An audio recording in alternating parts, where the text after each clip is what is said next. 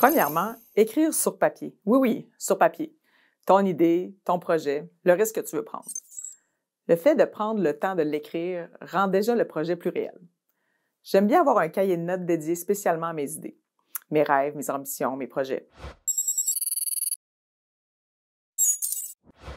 Un projet peut être n'importe quoi qui te demande du courage, de la confiance et des efforts.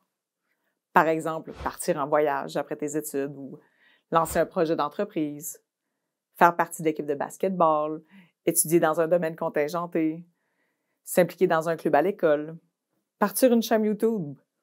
Les choix sont infinis. Dans mon cas, ça faisait quelque temps que j'avais une idée. Je ne savais pas trop par où commencer, mais je savais que je voulais lancer une application financière pour aider les gens à connaître leur impact dans leurs dépenses quotidiennes en temps réel en fonction de leur capacité à économiser sur le long terme. Du style, en as-tu vraiment besoin?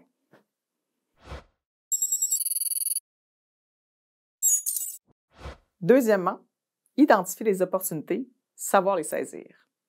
Un peu plus tôt, nous avons vu comment prendre un petit risque et qu'en accumulant ces petits risques, on se crée des opportunités. Et c'est avec des opportunités, une dose de courage, de la confiance et beaucoup d'efforts qu'on se rapproche de la réussite. Maintenant, comment identifier les opportunités qui s'apparentent à notre projet et comment les saisir? De mon côté, pour tenter de créer des opportunités, j'y vais un pas à la fois. Je m'intéresse à des comptes d'entrepreneuriat, de fintech, de technologie sur Instagram, LinkedIn. Je me tiens informée de ce qui se passe dans le milieu des startups à Montréal et ailleurs. Puis, j'ai vu passer dans mon feed des publicités du Coopératon de Desjardins. Concours pour les entrepreneurs au stage de démarrage. Et je me suis dit, je pense que c'est une belle opportunité à saisir. Encore une fois, il n'y a personne qui m'a pris par la main ou encore m'a fait un spectacle son et lumière en me criant « Élie, voici une opportunité à ne pas manquer! » C'est à nous de garder les yeux ouverts. Personne ne peut faire les efforts à notre place. Si je ne saisis pas l'opportunité, quelqu'un d'autre va le faire.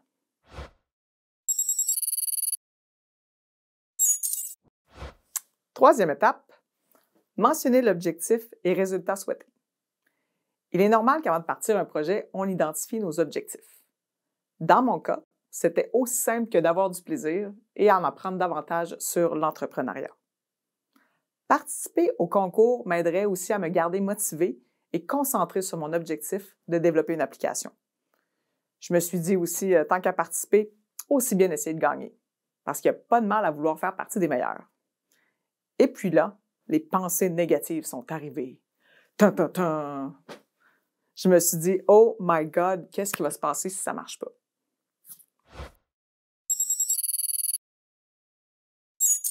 Il va sans dire qu'en quatrième étape, on écrit ses craintes et ses peurs. Faire des choix risqués peut être stressant et parfois même anxiogène. C'est pourquoi, avant de commencer un nouveau projet qui me sortira de ma zone de confort, je prends le temps de me préparer, afin d'éviter les mauvaises surprises et m'assurer que je prends une décision éclairée. Imaginez la pire affaire qui pourrait vous arriver. Écrire vos inquiétudes, vos peurs. Cette partie est cruciale puisque c'est souvent à cette étape que nous nous décourageons. Je me disais, les gens ne trouveront pas que c'est une bonne idée. Ou encore, je ne connais pas assez la finance, donc c'est sûr que ça ne marchera pas. J'avais peur aussi d'avoir un blanc de mémoire devant les juges lors de ma présentation et que ça soit vraiment malaisant. Mais une fois qu'on a dit ça et qu'on a fait le tour de toutes nos craintes, on fait quoi?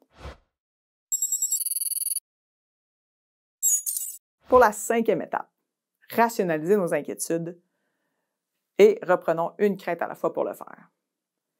Si je ne suis pas sûre que mon idée va être approuvée des autres, eh bien, d'habitude, mes idées sont appréciées par mes pairs et j'ai confiance en moi. Et si je n'ai pas assez de notions de finance, je vais trouver quelqu'un qui va pouvoir m'aider. Et puis, si j'ai un blanc de mémoire devant les juges, je ne serai pas la première ni la dernière à qui ça pourrait arriver. Au pire, j'improviserai. Bref, si je n'essaie pas, je n'aurai aucune chance de réussir.